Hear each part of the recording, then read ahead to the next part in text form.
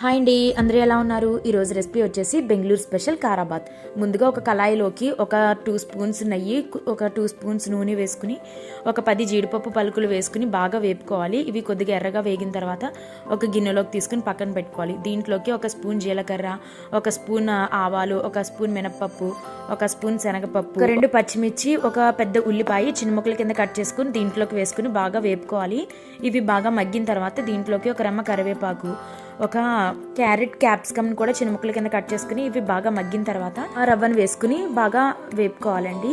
ఇది కొంచెం రెడ్డిష్ కలర్లో వచ్చిన తర్వాత దీంట్లోకి టమాటోలు వేసుకోవాలి. ఒక టమాటో సరిపోతుంది. దీన్ని చిన్న ముక్కల కింద కట్ చేసుకుని బాగా మిక్స్ చేసుకుని ఇప్పుడు ఒక కప్పుకి నేను 3 గ్లాసెస్ వాటర్ వేస్తున్నాను.